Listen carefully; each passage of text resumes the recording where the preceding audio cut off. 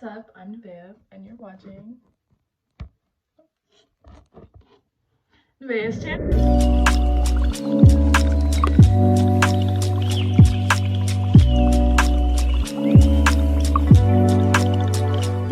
Oh, on today's episode, we're going to be talking about self-apologies. One that might make people uncomfortable. I've learned that lack of knowledge on situations make people feel less comfortable with the discussion of them. So I think that's kind of why people don't really talk about self-love and self-care and all that stuff.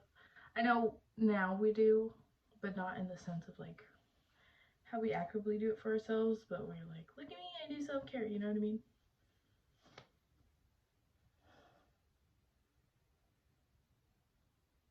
Exactly. Anyways, like I was saying, self-apologies. I mentioned it in my apology book review video, but I said I was gonna make a whole video, so here it is. I am sorry for the delay. My phone just did not want to send the video. I have to send videos from this phone to my other phone to edit, which is annoying.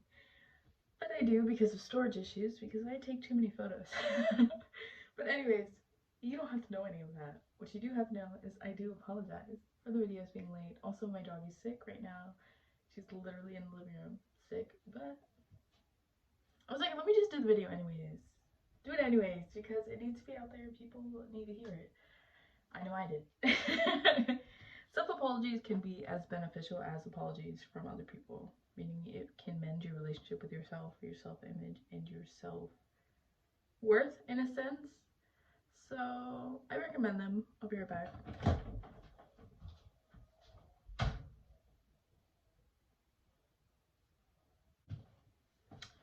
Now that you know why you should apologize to yourself, no. Now that you know the effect of apologizing to yourself, what are like reasons to apologize to yourself? Because I am an overthinker personally. I don't know if you've noticed that. Most people probably have, but that can lead to a lot of confusion when it comes to directions sometimes, because I'm like, do I apologize too much, enough, or not at all? You know what I mean? Sometimes when you're not sure of how to do something, you won't do it at all. So I'm going to tell you that in a second.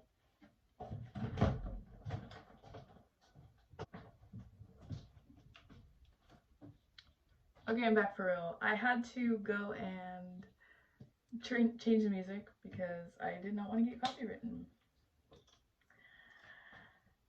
But like I was saying, we have a tendency as overthinkers to just kind of like, well, I don't really know how or what I'm doing. I'm not going to do it so that I don't mess up, which is fear of failure, which is also fear of success, which we don't have to get into in this video because as we all know, I can ramble. But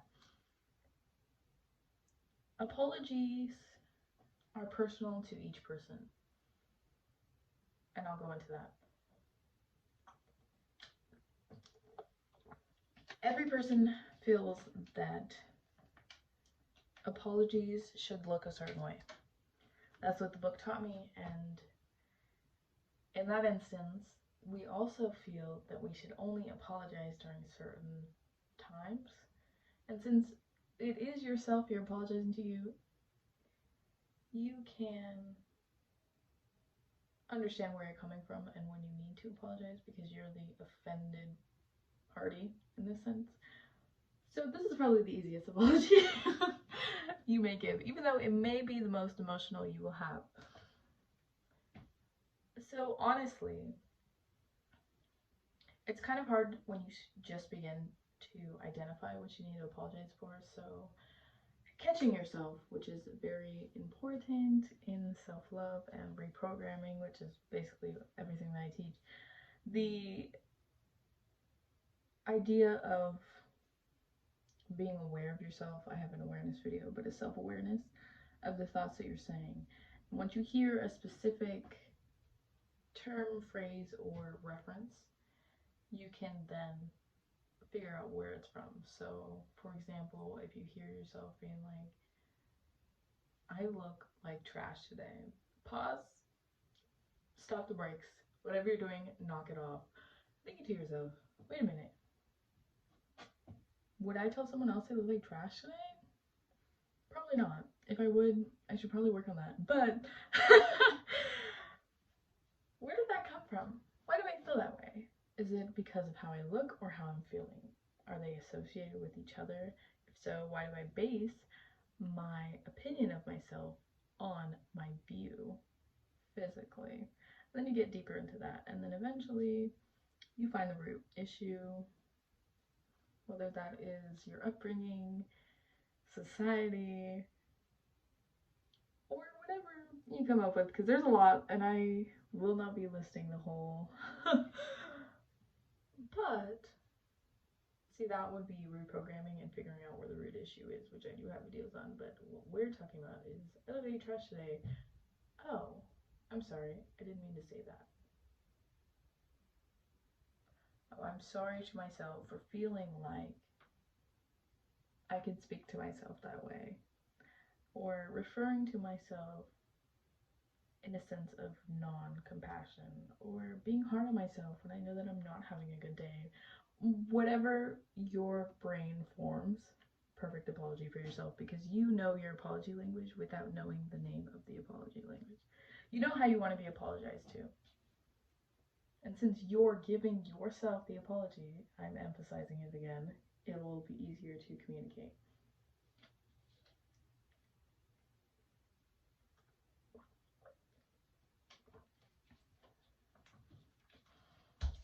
Other examples for apologizing, it could be apologizing to yourself for feeling bad about the amount of love you gave, even though your love wasn't the problem, the lack of love the other person had for you was the problem, so not blaming yourself in that sense. We are programmed, we are used to blaming the first thing we can think of and moving on, which is a problem, because the first thing we can think of isn't always how we feel or the correct way to process things. And if things are processed and not brought back up to be corrected, it can change your view of the world and yourself and others, which is part of the world. So, finding ways to apologize to yourself. That could be apologizing for the way that you talk to yourself, apologizing for the way that you acted, apologizing for allowing people to get the better of you, or apologizing for feeling like it was your fault that people got the best of you,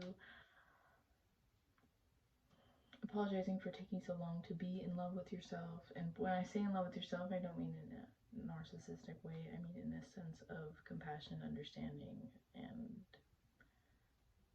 those things. Apologizing for only seeing yourself as one part of you when you are everything. So you're not just an angry person, or you're not just a sad person, or you're not just a happy person, or you're not just stressed all the time. You are all of those things because you experience all of those things. So calling yourself one emotion would be disingenuous to the rest of the parts of you. And I learned that recently, which is crazy.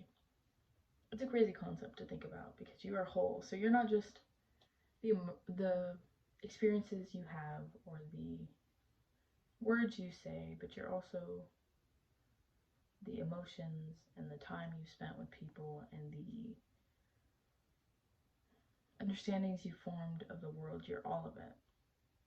You're not going to be, when you think about a person you care about, or that has been in your life, or is in your life, not has been, you're not going to think about their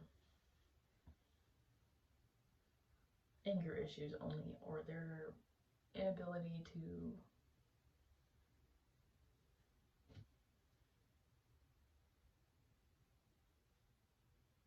feel confident in themselves. You're going to think about that person as their experience with you, and their smile, and their time, and the way that they inspired you by being themselves. And that's kind of what self-love is. It's kind of giving you it's giving you a better view of yourself. In a sense, the way the world views you, but not the world that is like harsh and cruel, but the world that you've created kind of within your own habitat, if that makes sense. So yeah, apologies. Apologize to yourself for anything you feel you need to. Apologizing for blaming yourself for the way people treated you. Maybe even apologizing to yourself for allowing people to treat you the way that you did. I think I said that earlier, but emphasis on that for some reason, so someone needed to hear that.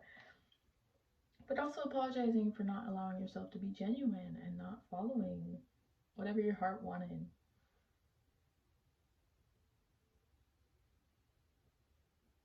Or not allowing yourself to experience the full version of yourself. And I think that's where I'm going to leave this video off. I think that was a good wrap up, and I will be able to edit this hopefully. So if you're seeing this, I was. And try to remember, you're whole. You're everything together. You're not just your mistakes. You're not just your experiences. You're not. Can you hear my dog putting herself to bed? You're not just your grumpy days. You're not just your sad days. You're not just your insecurities. You're not just. I don't know how to explain that further because I am so removed from the idea I used to have of myself that it's almost or disconnected from it. So like talking about it's kind of hard. You're not just one version of yourself, you're all of them. So some days you're going to feel more this way, some days you're going to feel more this way, but you're all of those things combined, not just. You're a complex person, not a simple being. You're more the surface. See, we view ourselves in a sense at surface level, but you're not. And I guess self-love is kind of diving in what is under the surface, if that makes sense. So, yeah, apologize. Apologize to yourself, even if it doesn't feel real or like it's doing anything. It definitely is. It may be emotional, so I wouldn't exactly say do it in a public setting. Just to give that disclaimer. Even just apologizing to yourself for the way that life is going to shape your idea of yourself, or the way that you're going to shape your version of yourself, or apologize for the way that the world has treated you, or whatever in the world your brain comes up with. And on that note, go beneath the surface of yourself.